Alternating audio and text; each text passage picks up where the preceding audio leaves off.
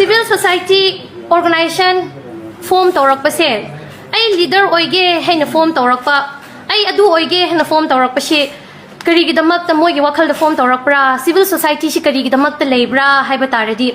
prajana government da haiba ngamdaba prajana government da magi apin ba phongdok pa man haining bu phongdok pa ngamdaba se CSO shingi through da phongdok pa ngam ningai gi damak ta haina CSO shi form tawbne ba adu bo haujikan aikhoi gi CSO shingdi mi government on da akhoi ni chief minister ama unaba chatlaga unaba phangdaba dagi hena kaino gi kari haisra CSO gi leader sing bu unaba da ne hena wakre adu gumba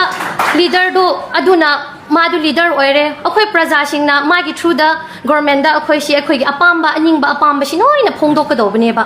phongdok ka doriba CSO mayai da leriba praja ga akhoi gi luchingba oiriba government shi gi mayai da leriba CSO singsina aphau shakhradi praja akhoi di gadai chakro chatpham chu leitre aduni na CSO shi mathang mathang lingkhala lingkhat chuno noina CSO kanana lingra shagai shagai gi lingra lingkhat chuno madu gi marakta leader oiga doba mi di Quran da yawo gumna yaw shen ba she yam lu bane ilai lai na yaw shen ba hai ba yade Bible du shu yaw bane yaw shen ba hai ba mi do na leader oiga do bane shagai gi thokera kari gi okra yaw shen ba hai ba ma do leader asheng bane ngasi gi CSO singna CSO ma form to bo loiraga ma gi pandam si kari no ha ba pandam ama leiraga ma si CSO form to bane president phampai ha ba mi do na kari hai ni huziki matam da tawnar ri bise ma shidri phawba president pai ba aduga secretary singdu bo adudagi magi tungda volunteer oina leiba mi singdu bu chu mana chatli ba lambi du bu aina tawba thabak se ai gi tungda inari ba singsina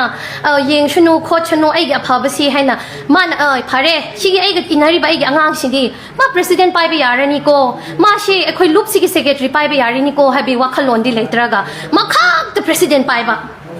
aduga all Manipur hairase ko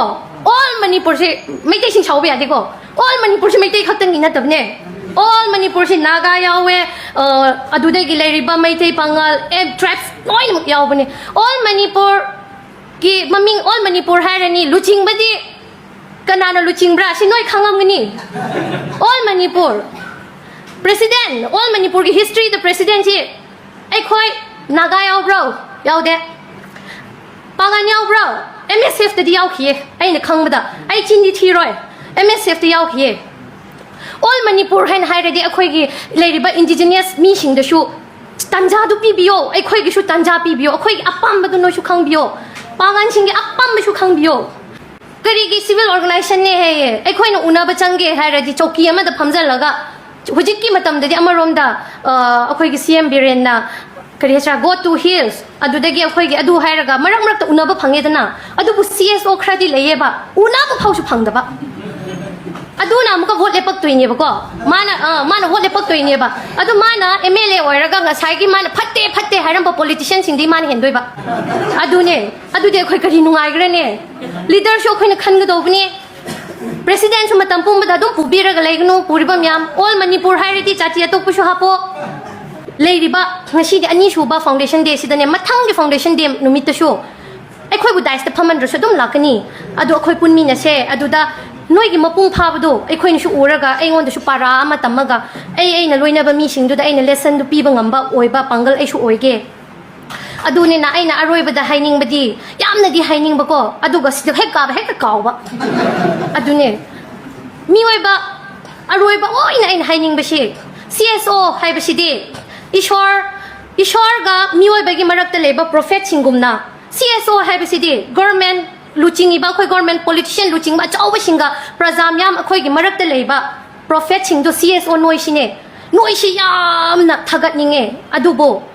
chaw thokno leader hai basi yaw shen ba hayo yaw shen ba heliba makhai noi gi mi wat loi noi gi mi ama leram du ko na mi yam kani asing ba luching ba do pangan oigra maitai oigra tangkhul oigra even cookie oira machu luching ba hairadi phajarak pane adubo luching ba shi kitang haiba wat pa male lairik la shu haiba yam mandana adune na lairik la shu haiba se lairik shu haiga do bane adudege la shu haiga do bane ꯑꯗꯨ ꯍꯥꯏꯔꯒ ꯅꯣꯏ ꯑꯁꯦꯡꯕꯒꯤ ꯑꯩꯈꯣꯏꯒꯤ CSO ꯃꯌꯥꯝꯁꯦ ꯉꯁꯤꯗꯤ foundation ꯗꯦꯅꯤꯅ ꯉꯁꯤꯗꯤ CSO ꯑꯃ ꯅꯧꯅ ꯂꯤꯡꯈꯠꯂꯛꯄ ꯅꯨꯃꯤꯠ ꯑꯣꯏꯕꯅꯤꯅ CSOꯒꯤ ꯑꯣꯏꯅ ꯃꯔꯝꯗ ꯍꯥꯏꯕꯅꯤꯀꯣ ꯑꯩꯅ ꯍꯥꯏꯈꯤꯕꯗ ꯉꯥꯡꯈꯤꯕꯗ ꯑꯁꯣꯏꯕ ꯑꯋꯥꯠꯄ ꯂꯩꯔꯁꯨ ꯑꯩꯈꯣꯏ ꯄꯨꯝꯅꯃꯛꯄꯨ ꯁꯦꯝꯕꯤꯕ ꯀꯟꯕꯤꯕ ꯃꯄꯨꯒꯤ ꯃꯃꯤꯡꯗ ꯅꯣꯏ ꯃꯌꯥꯝꯅ ꯉꯥꯛꯄꯤꯒꯅꯤ ꯍꯥꯏꯅ ꯊꯥꯖꯩꯌꯦ ꯁꯤ ꯍꯥꯏꯔꯒ ꯂꯣꯏꯁꯤꯟꯖꯔꯒꯦꯀꯣ